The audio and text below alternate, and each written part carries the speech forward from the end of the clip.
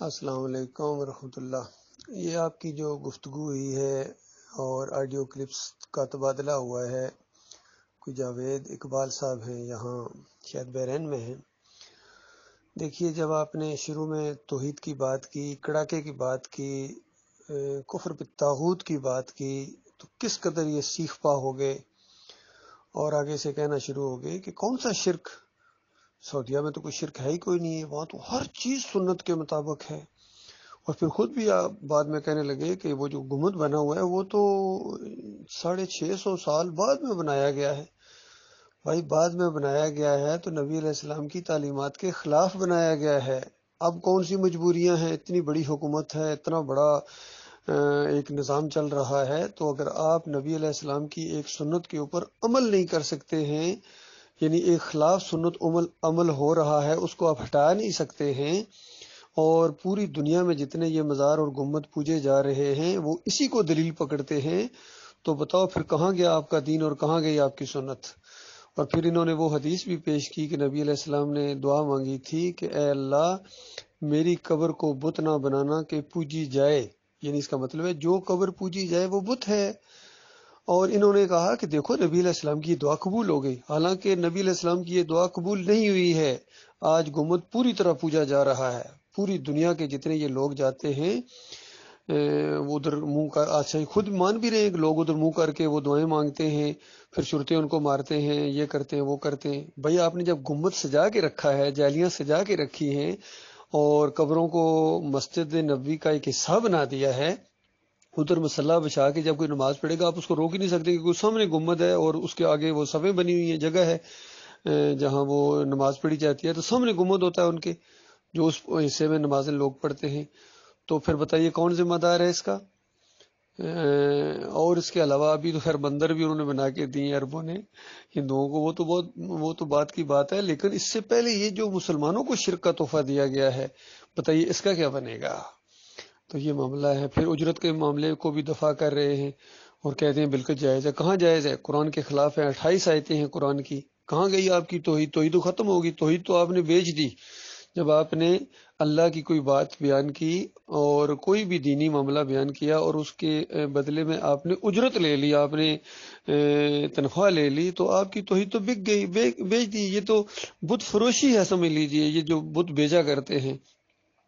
وہ جو کسی نے کہا نا کہ بت شکن اٹھ گئے، باقی جو ہیں وہ پتہ نہیں بت فروش ہیں، تو یہ معاملہ ہے ان کا۔ اور پھر دیکھیے دلیل دے رہے ہیں کہ دیکھو یہاں روزی بڑی وہ فراغ کے ساتھ ہے اور اللہ خوش ہے، تو بتائیے پھر دوسرے جو ملک ہیں جو آپ سے زیادہ اچھا کھا رہے ہیں، ان سے بھی زیادہ اچھا کھا رہے ہیں، ہندوؤں کو بھی اللہ دیتا ہے، یہودیوں کو بھی اللہ دے رہا ہے، کرسچنز کے پاس کتنی دولت ہے، بل گیٹ تو پھر سب سے بڑا مومن ہوا ہے ان کے مطابق، جس کو اللہ زیادہ کھانا کھلا رہا ہے اس کے ساتھ اللہ بہت خوش ہے۔ اصل میں ان کا پیٹ دین کے ساتھ لگا ہوا ہے۔ اور پھر دیکھیے اللہ کی وہ بات بھی یعنی سچی ہو گئی، جس طرح اللہ تعالیٰ نبی علیہ السلام اور صحابہ کرام کو یعنی زور دے کے بیان کر رہا ہے کہ دیکھنا جھکنا نہیں ہے، دیکھنا نرمی نہیں دکھانا ہے۔ یہ تو یہ چاہتے ہیں کہ تم تھوڑی سی نرمی دکھاؤ تو یہ تمہارے دوست بن جائیں گے، یہ بھی نرمی دکھائیں گے، تو نرمی نہیں دکھانا ان کے معاملے میں، ایمان کے معاملے میں، توحید کے معاملے میں نرمی نہیں دکھانا ہے۔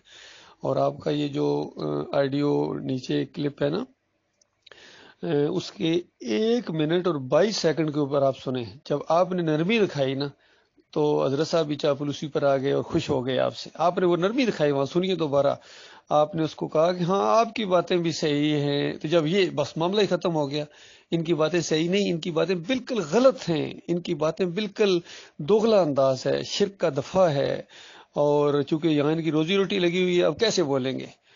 تو یہ بالکل یہ غلط آپ نے الفاظ بولے ہیں، تبھی وہ نرمی پر اتر آئے ہیں۔ پھر جب لوسی والا انداز اختیار کر دیا انہوں نے اور پھر دوسری باتوں کی طرف لے آئے، یہاں یہ ہوتا ہے پتہ نہیں گوشت اتنے روپے کلو ہے اور اتنے فلز کا، اور وہ روٹی اتنے کی ہے۔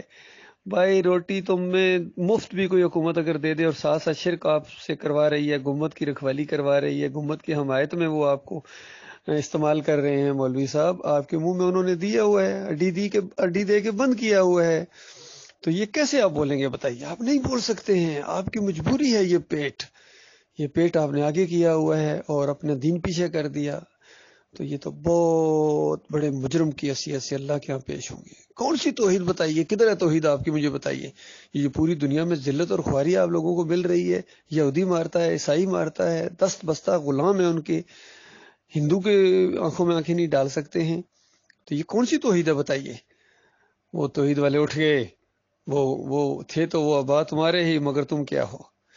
پیٹ دین کے اوپر کھاتے ہیں، اللہ کا نام لے کر کھاتے ہیں، رسول کا نام لے کر کھاتے ہیں. تو ٹھیک ہے، بات اب تک بنی ہوئی ہے، ان کی بات بنی ہوئی ہے. امت مسلمہ کی پٹائی ہو رہی ہے، ہر جگہ ان کو مار پڑ رہی ہے، ذلت اور خواری ہے. تو فرقے ہیں، مسلک ہیں. پھر یہ کہہ رہے ہیں چاروں امام بالکل صحیح. چاروں امام پڑھا ہے احمد بن حنبل کو، کتنا ان کے اندر، ان کی مسند احمد بن حنبل کے اندر کتنی شرکیہ باتیں ہیں، اور کس قدر انہوں نے عقیدے کے اندر شرک ملا کے تعویذ گنڈا وہ کرتے تھے. یہ تعویذ گنڈے کا رد بھی کر رہے ہیں، اور وہ تعویذ گنڈا کرتے تھے. ان کا اپنا بیٹا عبداللہ کہتا میرے والد صاحب تعویذ لکھا کرتے تھے. اجرت کے وہ بھی قائل تھے، عہد روح فی القبر کے وہ بھی قائل تھے. یہ سارا شرک تو ان کے اندر موجود تھا. تو یہ معاملہ ہے. باقی چار مسلوں کو ختم کر کے ایک مسئلہ کر دیا تو اس سے کیا فرق پڑے گا.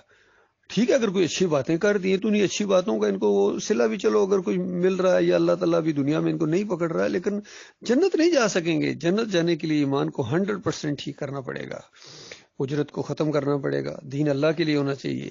یہ کوئی دینداری نہیں ہے کہ آپ نماز پڑھانے کی اجرت لیں، پیسے لیں، تنخواہ لیں، اذان دینے کے پیسے لیں. یہ ایک سسٹم بنا دیا گیا. یہ آپ لوگوں کا بنایا ہوا سسٹم ہے، اللہ کا بنایا ہو تو نہیں.